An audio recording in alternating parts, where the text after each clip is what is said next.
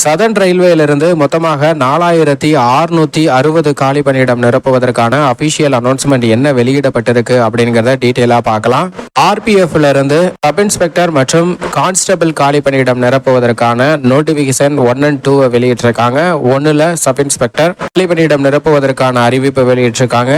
Notification 2 2024ல constable காலி பணியிடம் நிரப்புவதற்கான நோட்டிபிகேஷனை வெளியிட்டிருக்காங்க. இந்த 2 ஜாபையுமே ஏப்ரல் 15ஆம் தேதியிலிருந்து மே 14ஆம் தேதி வரை ஆன்லைன்ல விண்ணப்பிக்கலாம். இது அபிஷியல் அனௌன்ஸ்மெண்ட் ஆர்ஆர்பி வெப்சைட்ல தான் நம்ம இப்ப ஸ்கிரீன்ல பார்த்துட்டு இருக்கோம். இந்த நோட்டிபிகேஷனோடைய டீடைல்ஸ் தான் இப்ப நம்ம ஸ்கிரீன்ல ஃபுல்லா பார்த்துட்டு இருக்கோம். இதுல சப் இன்ஸ்பெக்டர் காலி பணியிடம் மொத்தமாக 452.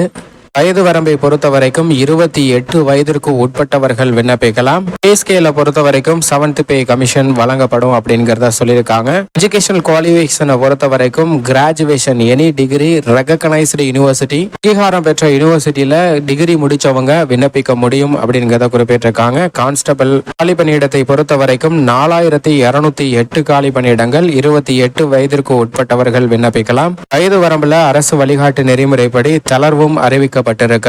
இந்த ஜாபை பொறுத்த வரைக்கும் 10ஆம் வகுப்பு தேர்ச்சி பெற்றிருந்தால் போதும். SSLC தேர்ச்சி பெற்றவர்கள் இதற்கு விண்ணப்பிக்கலாம். இந்த 2 ஜாபுக்குமே விண்ணப்பிப்பதற்கு அபிஷியல் இணையதளம் rrbchennai.gov.in என்ற இணையதளத்தில் விண்ணப்பிக்க வேண்டும். விண்ணப்பிப்பதற்கு கடைசி நாள் மே 14ஆம் தேதி.